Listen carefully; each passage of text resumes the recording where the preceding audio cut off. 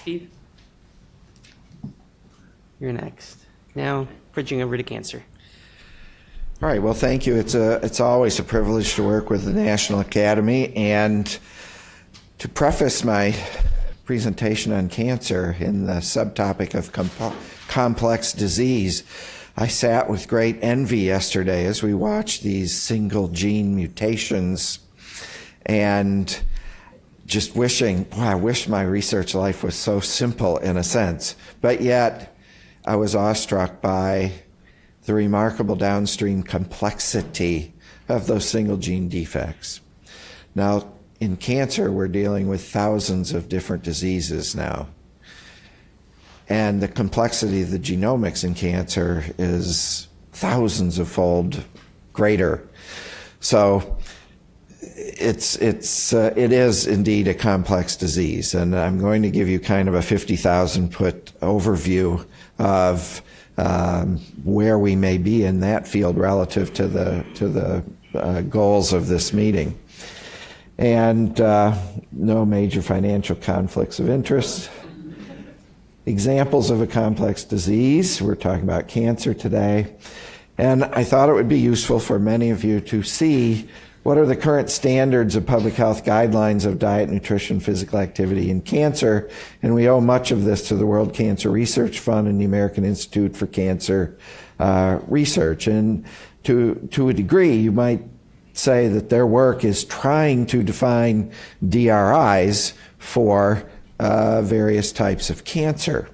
And they're now integrating more closely with the World Health Organization, and they depend very, very much on the outstanding work at the Imperial College in London for their systematic reviews, and the work that is done there is outstanding. So, the purposes of the WCRF-AICR reports are to be the most authoritative global report on food, nutrition, nutrients, weight control, physical activity. The most reliable methods are being used to assess and judge the data, and they are trying to provide a foundation for education and public health, and they have truly impacted many, many programs around the world.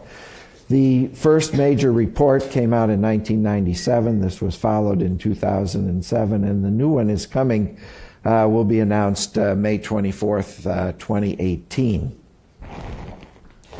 The 2007 report has been, it's sort of the Bible of our field, and there is ultimately an international panel of 25 leaders in the field that arbitrate many of the big decisions, but there are over 250 reviewers and contributors around the world. And in this effort, they study literally now tens of thousands of studies that are methodically reviewed with systematic reviews and meta-analyses to come up with their recommendations.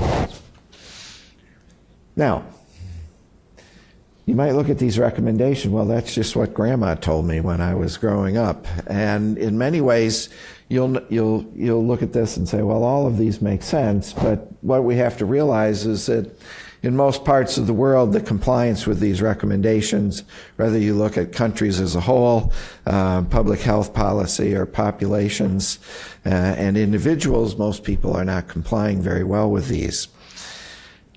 And note, no specific nutrient requirement recommendations are part of this, meaning that data has not reached a sufficient level of scientific rigor to make nutritional recommendations, such as DRIs, for nutrients with regards to cancer outcomes. How are they categorized? They rigorously categorize the evidence based on convincing, which is a basis for recommendations, probable, meaning evidence exists but not yet strong enough for recommendations, and then limited and suggestive, or no conclusion, or a substantial effect is unlikely given the data that's available. Here is how the data is presented in this large report, and it will be very similar in the one coming out next month.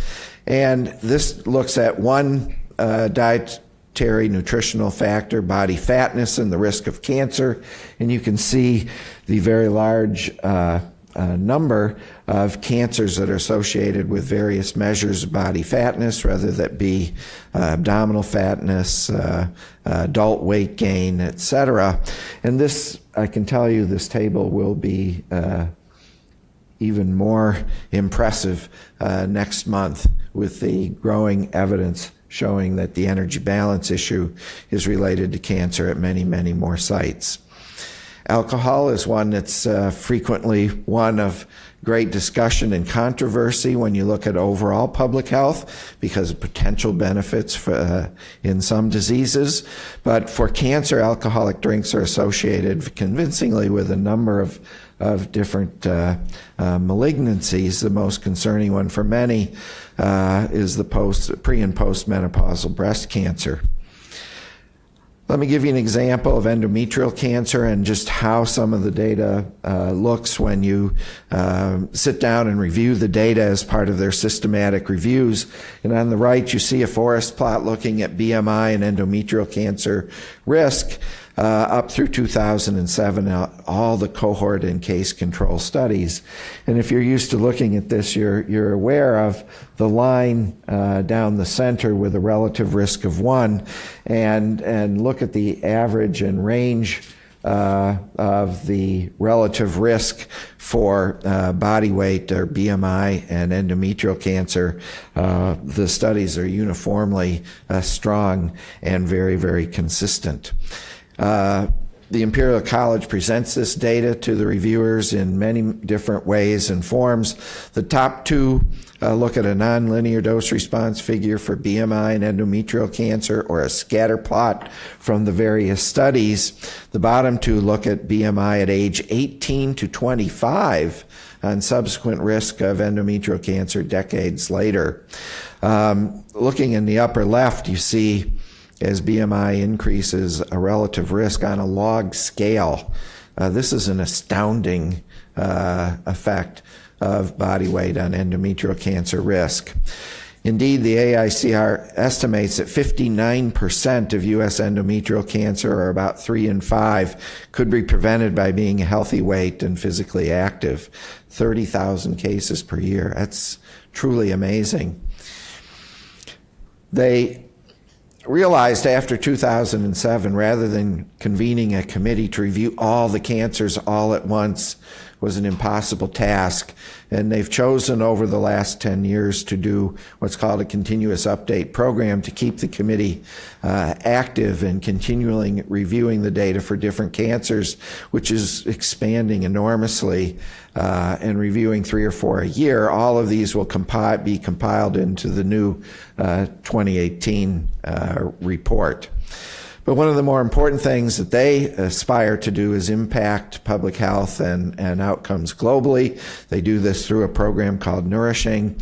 And by 2016, over 260 implemented government policy actions across the globe resulted from some of the efforts of this organization and WHO. Now, I had the privilege of also serving on Dietary Guidelines for America. And you will kind of note that there were no specific nutrient requirement recommendations regarding cancer. The focus for Dietary Guidelines for America was dietary patterns. And indeed, some of the work that was done through the NEL and the literature evaluation focused on looking at studies that looked at dietary patterns as opposed to individual nutrients. And the dietary guidelines for 2015 through 2020 really reflect dietary patterns that are anti-cancer overall. Now let's just talk a little bit about the complexity as we think about the cancer continuum. And I've kind of broken this down into different components where nutrients or foods or dietary patterns can easily impact the cancer continuum. Most of the work and the work of AICR, WCRF focuses on prevention, and I would simply refer to those recommendations for your education. But increasingly, with genetics and the other technologies we have, we're identifying high-risk cohorts within the general population. These may be based on inherited predisposition, genetics, chemical exposures such as tobacco, viral exposures like HPV or hepatitis, UV irradiation for those who live in sun-drenched parts of the country. And occasionally we see cohorts of populations that are exposed to excessive radiation, such as Fukushima in Japan, that will be at risk for cancer. All of these issues will require unique and very specific nutritional interventions to assess how DRIs may unique special situations. Treatment is enormously complex for all the different subtypes of cancer, with surgery, radiation, chemotherapy, hormonal therapies, biologic therapies, and immune therapies increasingly coming into our portfolio, and targeted therapies, small drugs for specific mutations. And we also appreciate, just simply in the area of gastrointestinal effects of cancer therapy, whether you go from the mouth all the way to the rectum, so much of the care for cancer is surgical. So whether it's taste, malabsorption, maldigestion, short bowel syndrome, mucosal toxicities, the complexity of how diet and nutritional requirements may be altered during cancer therapy is enormous. Now, as we know, not everyone moves into the recovery and survivorship, what I call the survivorship phase, and there are end-of-life issues that are enormous. And I put pain management in there. One of the main sources of malnutrition in cancer patients as they progress with advanced disease is the treatment of pain. We want to treat pain, but yet the degree of constipation and bowel disruption because of pain management is astounding, and this impacts quality of life of so many people. Malnutrition is common due to many of the treatments. Cachexia, which is an independent process that cannot be corrected directly by nutrition, or a hypermetabolic situation, is prominent in many people with advanced cancer. And we're also dealing with what's called sarcopenia, the selective loss of muscle mass and function, even in people whose body weight may be retained. The recovery and survivorship phase is more and more, indeed millions of people move into a survivorship phase. We deal with cancer therapies increasing the risk for obesity, metabolic syndrome, and fitness issues. Chemotoxicity to the brain is now being appreciated. Chemobrain and other cognitive and neuropathic problems are becoming more prevalent.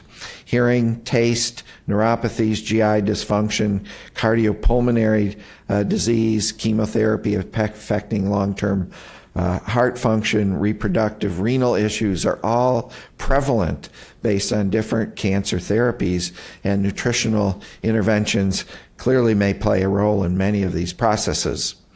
So do nutrient requirements change during the cancer continuum? I assure you they do. Unfortunately, we don't know what those are in great detail, and there's a great need for research in this area. We'll talk about it when I get to the end. Now, when looking at single gene defects in metabolism, we saw just how those can be very complicated and have many downstream effects. Well, host genetics similarly will impact many aspects of cancer biology within an individual. And there are inherited cancer syndromes that you are born with, and many cancer susceptibility genes. Inherited cancer syndromes, well over 50, are now appreciated. These are genes like BRCA1 or BRCA, APC for polyposis coli, retinoblastoma, P53 for Li-Fraumeni syndrome. Thankfully, many of the prevalence or the genes are of low prevalence. They are usually mutations. They are discovered through family studies. The strength of the relationship between the presence of the gene and the cancer phenotype is very high. High penetrance of these genes, but contribute only to a small proportion of the human cancer burden.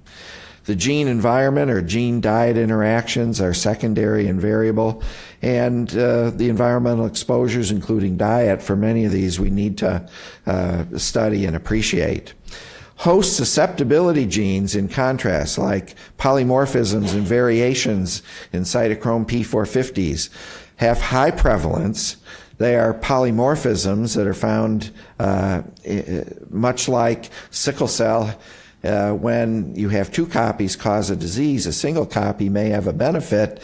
We have polymorphisms that may be useful in some situations, but yet if you're a smoker, become a problem.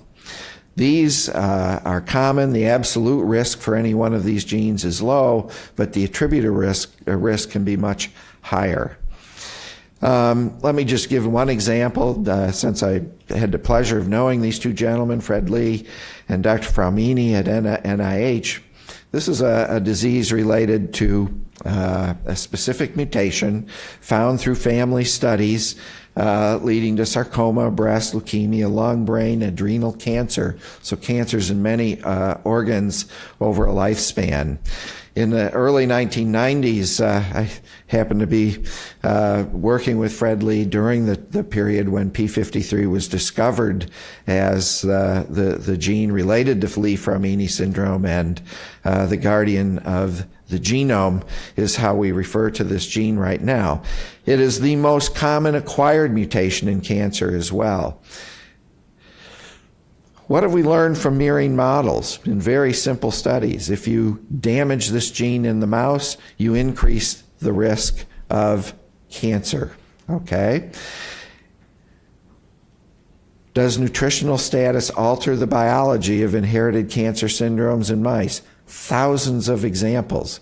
Here's one going back to 1994 when the P53 story was just evolving. Steve Hursting, one of the leaders of our field, did a study looking at caloric restriction and spontaneous tumorigenesis in the P53 knockout mice, and indeed a fairly strong effect on the pathophysiology of this disease in the murine models, significantly inhibiting the development of cancer in the system. If you had a curve like that for people, this could easily mean 20, 30 years of added life for an individual with Lee-Fraumini syndrome simply by extrapolating to a single type of dietary intervention, and there may actually be dozens of nutrients that may impact this process. So energy balance and many nutrients alter inherited cancer in a diverse array of murine models, and human studies are desperately needed to define DRIs that may be relevant to inherited cancer syndromes. Now, the real complexity of the cancer develops when you actually look at the genetics of the disease itself. So you have the host genome, but now we have complexity due to the genetics of the malignancy. And if we look at the TCGA Atlas, which is a national effort to define the landscape of the mutational signatures across human cancers through integrating omics across platforms from human samples, we have learned a great deal. And here's just a very simple early figure. And look on the left, it's the log number of mutations per megabase in different types of malignancies. And I'll highlight for you on the right side tobacco-related malignancies like lung cancer or oral cancers, and you'll notice that they may have 100 or 1,000 more mutations per megabase than some of what I call simple cancers like leukemias. Leukemias, because of the nature of the fact that they move in our blood, are already halfway to being a cancer just because of their normal biology. But solid tumors need more mutations to achieve that ability. And so tobacco-related malignancies or UV-associated malignancies of the skin often have thousands of more mutations than diseases like leukemia. So The mutational landscape is large. The subtypes of cancer are emerging within different histopathologic subtypes that previously defined our treatments, and yet we also know that there are a more limited array of what are called driver mutations. These driver mutations drive processes that are called the hallmarks of cancer. And the biological processes of cancer that are driven by these mutations in genetic programs that sustain or drive these hallmarks are very key to our success in future treatment. So processes such as evading growth suppression, avoiding immune recognition and destruction, tumor-associated inflammation, angiogenesis are all processes that are critical for a successful cancer. These are driven by very specific driver mutations, as I mentioned. Animal models are now developed based on driver mutations. HER2/neu is one that's frequently discussed and talked about, critical for breast cancer. And I want to just give you an example of how food and nutrition in the realm of omega-3 fatty acids can impact the pathogenesis of a cancer from this driver mutation. And here's a study I adapted from John Milner years ago, and looking at the effects of a targeted drug to this driver mutation, Herceptin, in women on the left. On the right is from our animal studies with Lisa Yee, now at the City of Hope, looking at the effect of omega-3 fatty acids versus corn oil on the pathogenesis of a HER2/neu-driven malignancy. So complexity, if that's not enough, the genetics of metastatic and treated cancer should give you a lot of concern. And I'll show you just one example, looking at one of the first studies that looked within an individual of kidney cancer in the kidney, multiple sites, as well as a large array of metastatic sites. So much is to be said about the volunteer that went through those biopsies to provide this remarkable bit of data.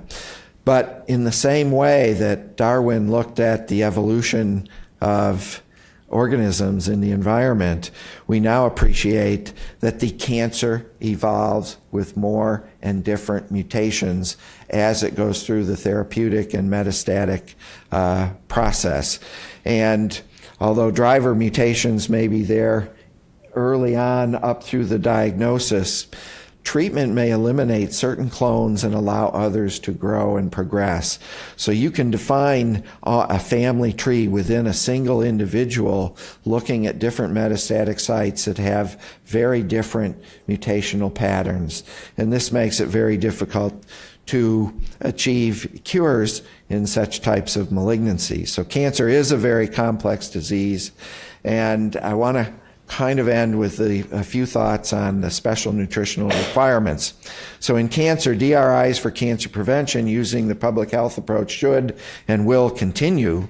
The complexity of cancer and the unique aspect of each individual's experience will drive efforts towards personalized nutrition therapy. And everything you've heard today about different study designs, ends of one, and personalized treatment are very, very relevant to the food and nutrition area as well. Improved technology to allow us to define nutritional status more precisely in each individual in real time will allow us to be more efficient and effective in applying this to each person in a meaningful way. We need much more research to define efficacy and safety of our interventions. And I have to say something about healthcare reform. Right now, most cancer patients do not have optimal access to nutrition support services. Things like physical therapy are readily available to people. Access to expert nutritional support during the cancer process is not. And this requires changes in reimbursement and full integration of the expertise from RDs, RD nutritionists into our care program at hospitals. And I have to say we need more training for RDs in the realm of doing great science. RD PhDs are desperately needed to do the science to define our future interventions. So finally, DRIs for nutrients remains an essential strategy, and it has provided great benefit over decades. But I think we should formally establish a category, and I think this was mentioned yesterday, of bioactive food components, and quit trying to make fiber a nutrient. Just call it a bioactive food component. Don't make polyphenols a nutrient. They are a bioactive food component. A nutrient should be referred for those compounds that have a defined deficiency syndrome that is immediately reversed by replacing that component. And we should just address that there are so many more interesting bioactive food components that are relevant to health, and we should just simply move forward with defining their optimal intake. So with that, thank you, and it's a privilege to be here.